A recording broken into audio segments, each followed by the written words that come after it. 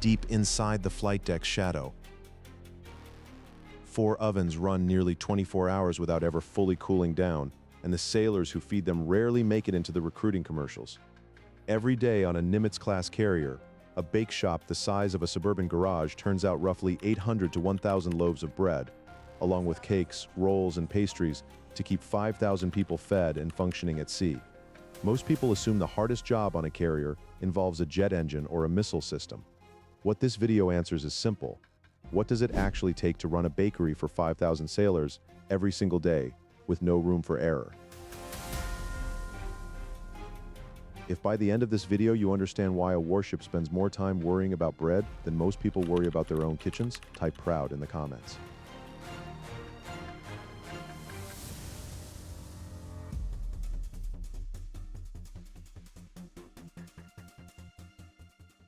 The real enemy is not hunger.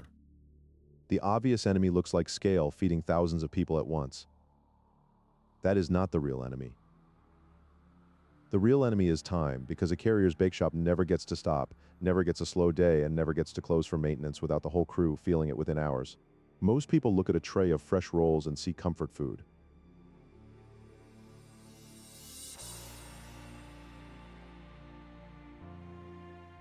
What they miss is the mechanism underneath. A floating city with a fixed population, a fixed clock, and almost zero tolerance for a broken schedule. The night shift typically needs up to 800 loaves of bread before dawn, while the day crew handles desserts, including as many as 60 individual cakes and pastries for a single evening meal. On smaller vessels and many modern amphibious ships, there is exactly one baker on duty at any given time, doing all of that alone. That is not a redundancy-rich system. That is a tiny team standing between 5,000 sailors in a morning with no bread. What happens to morale when that single point of failure has a bad day? Context. At scale, a Nimitz-class carrier carries roughly the population of a small American town, but it moves at 30 knots and cannot pull into a grocery store. Think of the ship's galley system the way you would think of a 24-hour diner chain, except this diner has one location, one supply line, and no backup restaurant across the street. On some carriers, the full food operation produces between 14,000 and 18,000 meals across breakfast, lunch, dinner, and midnight rations known as midrats every single day. That is the equivalent of feeding a mid-sized college campus 3 full meals plus a late-night snack run without a single delivery truck showing up.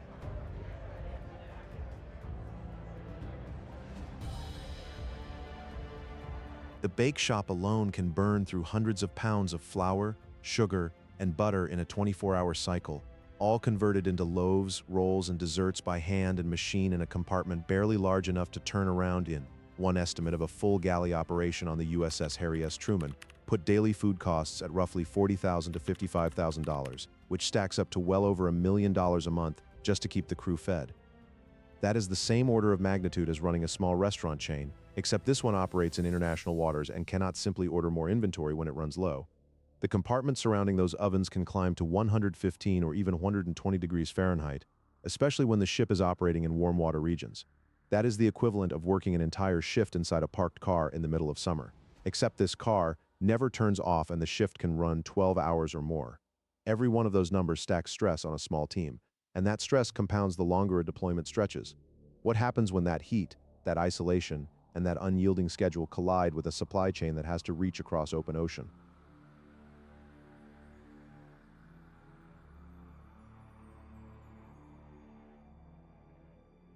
The ovens that never sleep.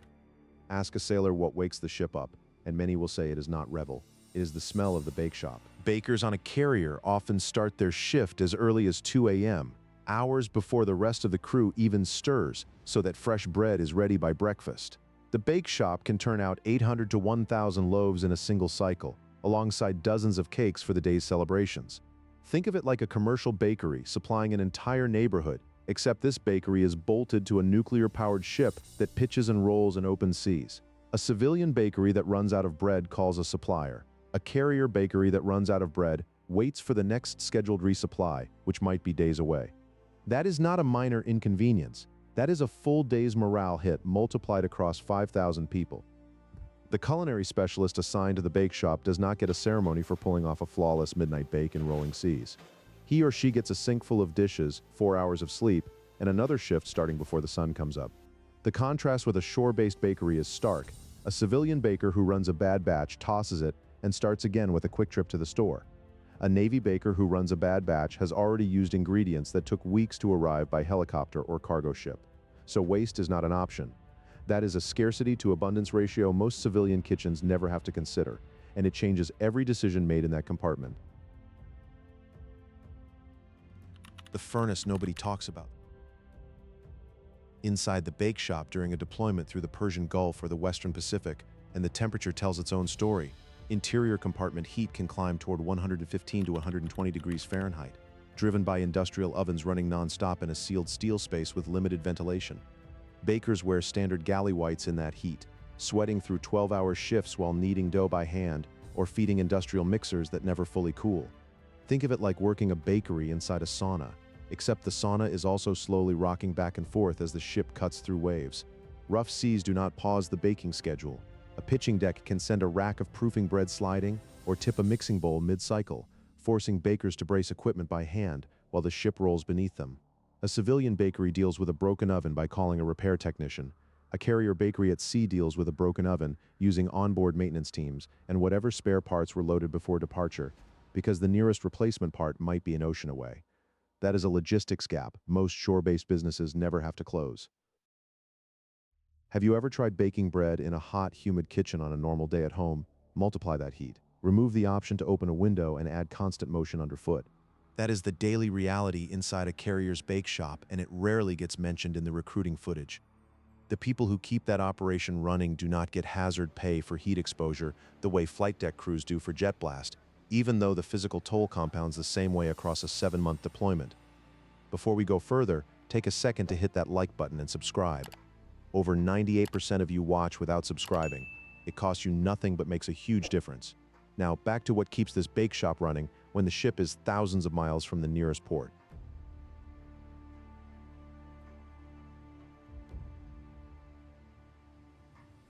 One baker, zero backup.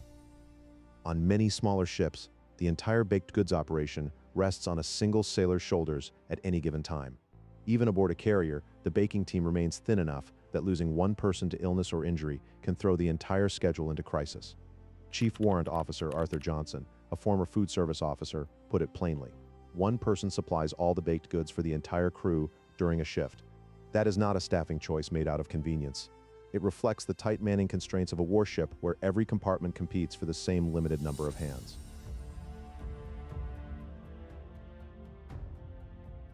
Think of it like a single chef running the pastry counter for a hotel with 5,000 guests. Except that chef also has no day off scheduled and no coworker to call in sick too. The Culinary Specialist, a school in Fort Gregg Adams. Virginia trains sailors for roughly 15 weeks, but the baking portion of that training is often just 2 weeks tucked inside a broader curriculum covering eggs, poultry, and general galley work.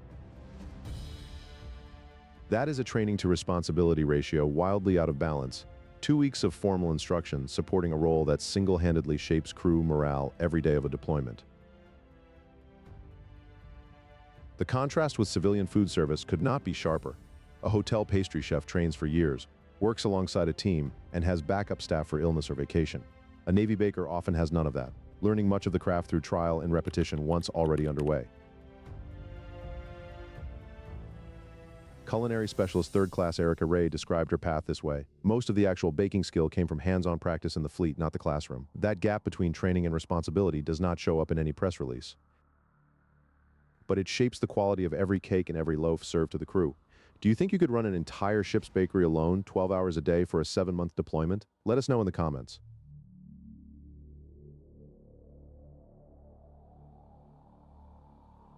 The supply chain. Nobody sees. The stakes of that single-point failure become obvious the moment supply lines get stretched thin, and that is exactly where the real vulnerability hides. Flour does not grow on an aircraft carrier.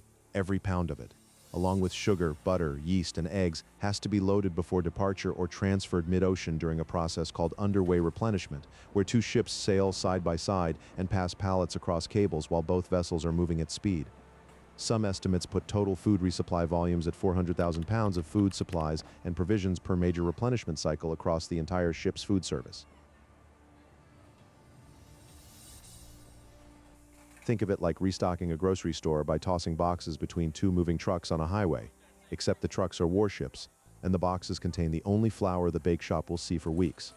A missed resupply window does not mean an inconvenience. It means rationed baking, smaller portions, or a bake shop that goes quiet until the next transfer succeeds. The Navy's answer to that fragility is redundancy and provisioning. Carriers typically load enough dry and frozen goods to sustain operations for 45 to 90 days without resupply, though fresh perishables like eggs and produce run out far sooner, often within 2 to 3 weeks. That is roughly the equivalent of stocking a family pantry to survive a 3-month blackout, knowing the refrigerator will fail within the first 10 days. Fresh bread becomes one of the few fresh experiences a deployed sailor gets once produce runs low, which is exactly why the bake shop carries outsized psychological weight relative to its size. Chief Culinary Specialist Jesus Ron summed up why that smell matters. The bake shop provides morale, and the scent of fresh pastries and cinnamon rolls gives sailors energy for the day ahead. But here's the part nobody talks about. The ceremony bread never gets. Cakes on a carrier are not just dessert. They mark Chief Petty Officer promotions, corpsman birthdays, heritage months, and Navy anniversaries, and a well-decorated cake becomes a visible symbol of a sailor's individual skill in a system otherwise built around uniformity. Ron described it directly: people eat with their eyes, and a cake presented at a ceremony reflects the baker's craft in a way few other galley products do. Think of it like a wedding cake made for a different couple every single week, except the baker has no name recognition, no tips, and no guarantee anyone remembers who made it once the plate is empty. The contrast between effort and recognition is stark. A civilian pastry chef gets reviews, social media tags, and repeat customers. A Navy baker gets a compartment few sailors ever see, and a role that Johnson himself flagged as chronically underthanked, urging crew members to simply say a word of appreciation when they pass by. That unglamorous outcome is the quiet cost this video keeps circling back to. The baker who pulls off a flawless midnight batch during heavy seas does not get a medal. He or she gets a clean sheet pan, a short nap, and another 2 a.m. wake-up call waiting on the other side of it. Multiply that by every deployment, every carrier, every year, and the scale of invisible labor becomes staggering. Thousands of sailors across the fleet, quietly keeping a floating city fed one loaf at a time.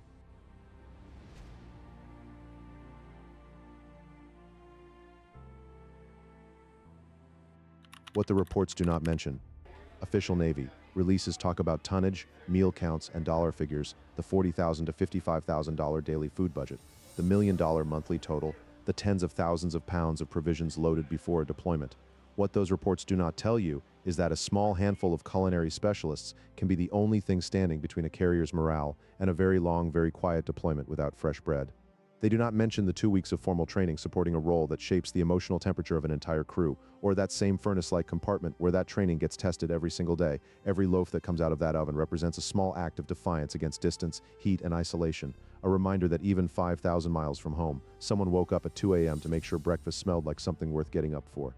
These are the sailors standing in a windowless steel compartment, sweating through a rolling sea, so the rest of the crew can wake up to something that feels, for just a moment, like home. If this video changed the way you see the people behind a carrier's daily bread, subscribe now. The story you just heard is still being written right now, one loaf at a time, somewhere out on the open ocean.